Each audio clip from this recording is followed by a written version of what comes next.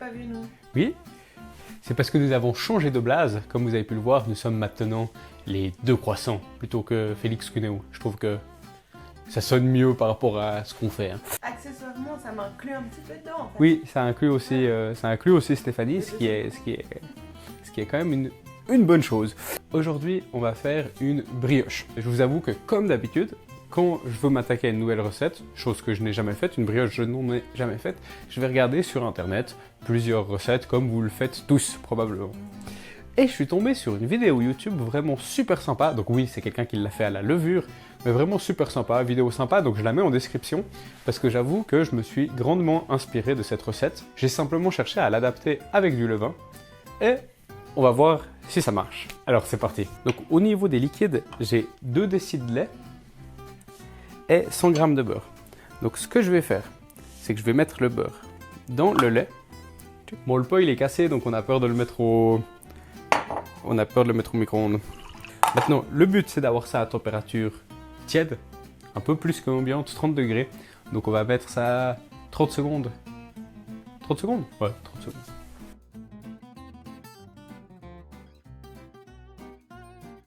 Alors voilà nos liquides tièdes, ça sera pas mal du tout.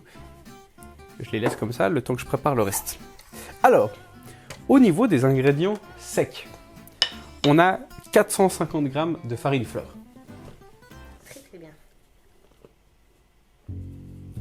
450 g de farine, 8 g de sel et 100 g de sucre.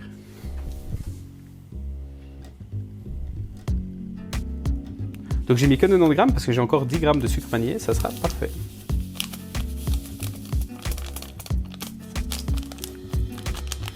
Vous avez vu ça? Maintenant on passe au levain.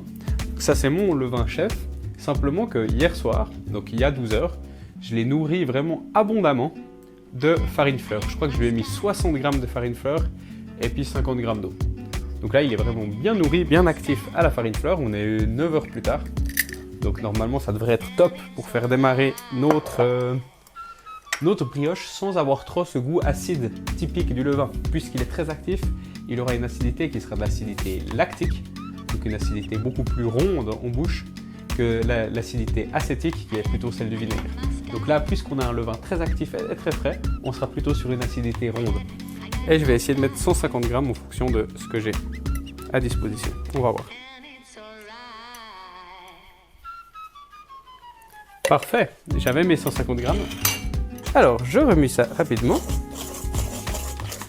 Ah, maintenant, on va mettre dans les liquides, donc il y a les 2 décis de lait, les 100 g de beurre, et puis 2 œufs. Donc là, on casse les œufs un à un pour vérifier qu'ils sont bons. Là, vous voyez, le jaune est bien séparé du blanc. Ça veut dire on sait déjà que c'est un bon œuf. Hein. Hop, on casse ton œuf. Voilà, on le sent. Et comme ça, après, on le met dans le plat. S'il est bon, s'il n'est pas bon, on jette que l'œuf et pas toute la pâtisserie qu'on vient de faire.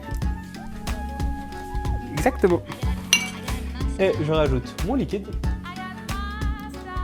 Donc il y a une bonne température là. Il est pile à la température de mon doigt, c'est absolument parfait. Et ben maintenant on remue tout ça, hein. On s'amuse, on s'éclate. Oh, on va déjà casser les jaunes. Hein. Si jamais, il faut toujours remuer par le centre. C'est vraiment pour homogénéiser facilement si vous faites les choses à la main comme moi. Partez toujours depuis le centre avec le liquide au centre et puis petit à petit vous venez chercher la farine. C'est vraiment la manière la plus simple d'avoir un mélange homogène rapidement.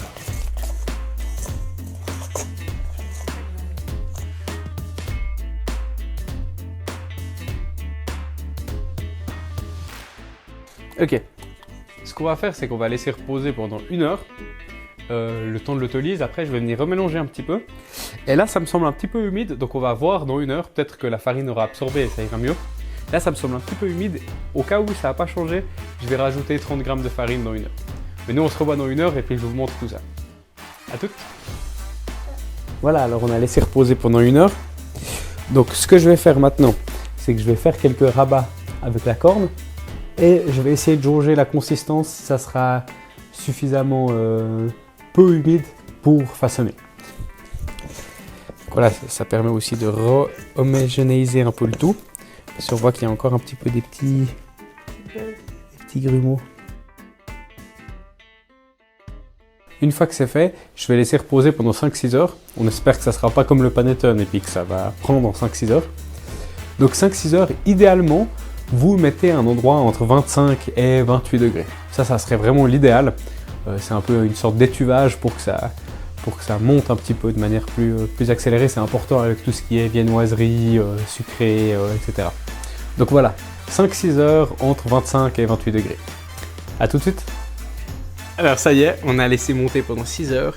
Et cette fois, contrairement au panettone, on voit que ça a vraiment bien gonflé. Moi, j'ai un très bon feeling là. Donc je vous explique ce que j'ai fait. Là, j'ai pris un moule. J'ai huilé et fariné pour pas que ça colle. Puis j'ai quand même mis du papier au fond. Maintenant, notre calcul, c'était qu'il nous fallait 8 boules. Parce qu'on va mettre 7 autour et une au milieu. D'après mes calculs, celle du milieu, il faudrait qu'elle soit un peu plus grande pour compléter le trou. Donc c'est un peu une estimation, on va voir ce que ça donne. Donc ce qu'il faut faire, c'est qu'il va falloir diviser ça par 8, sachant que la dernière devra être un peu plus grande. Donc notre bol métallique, il est de 590 grammes, là on a 1736, ce qui fait 1140. Donc 140 grammes x 8, ça fait 1120, et il restera 20 grammes pour la dernière qui fera du coup 160 grammes, ça sera parfait. C'est parti. Je farine mon plan de travail. Je vais le fariner largement.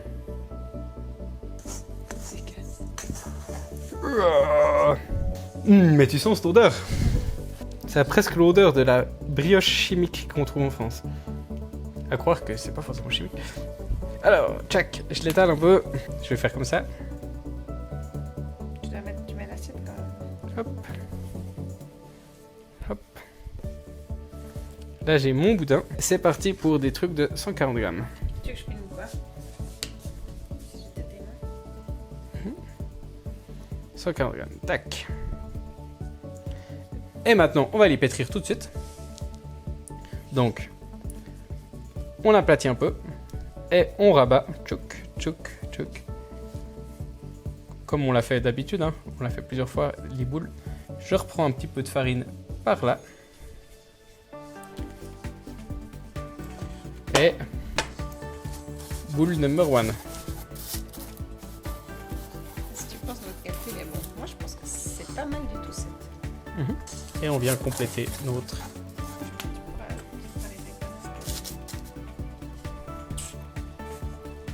C'est quoi, je me suis dit peut-être que les deux extérieurs qui restent, on pourrait casser un peu de. Il nous reste du lapin de Pâques là.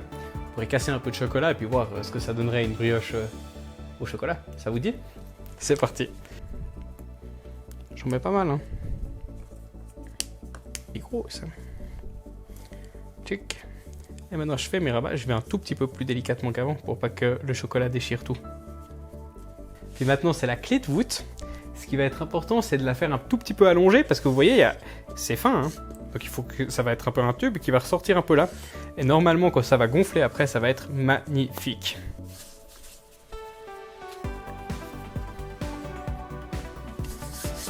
Waouh. Donc là, on va laisser gonfler. Je ne sais pas encore combien de temps. Donc on vous dit quand on met au four. Parce qu'on va encore mettre un petit peu de jaune d'œuf en dessus. A tout à l'heure. Alors c'est déjà bien remonté, donc je sais pas si ça va encore plus monter pendant la cuisson, on se réjouit de voir, Alors l'important maintenant, c'est de se dépêcher parce que j'ai fait monter à 30 degrés, donc j'ai un petit peu peur que ça redescende. Je suis un petit peu stressé, j'ai mis le four à 170 degrés. Et là j'ai un mélange jaune d'œuf et un peu de lait, qui va permettre de faire la dorure. Ça.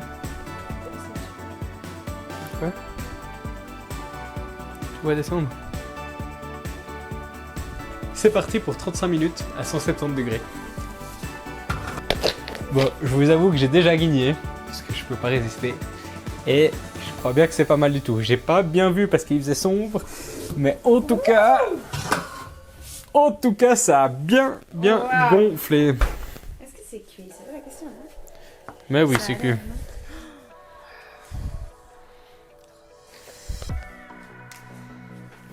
Donc nous maintenant c'est l'heure du souper. Comme ça on a une brioche toute fraîche pour demain matin. Mais je crois que je vais pas résister, je vais vous la montrer pour le dessert. Donc on se revoit dans 2 heures. Alors c'est parti pour la dégustation, on se réjouit, c'est un petit dessert, une petite gourmandise qu'on s'accorde. Donc on espère que ça va démouler facilement. Ça m'a l'air de démouler facilement. Hop là, tchouk. Facile. Oh là là, vous avez vu ça? Oh là là là. Ouh. Ouh. Attention.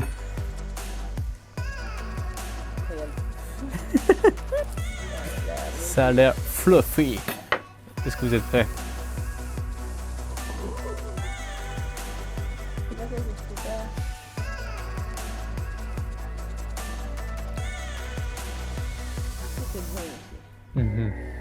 Non mais c'est tellement bon. Tu as un bout au chocolat. Mais alors là il y a un bout au chocolat, vous pensez? Il n'y a pas beaucoup de chocolat, on aurait pu en mettre beaucoup plus. Hein.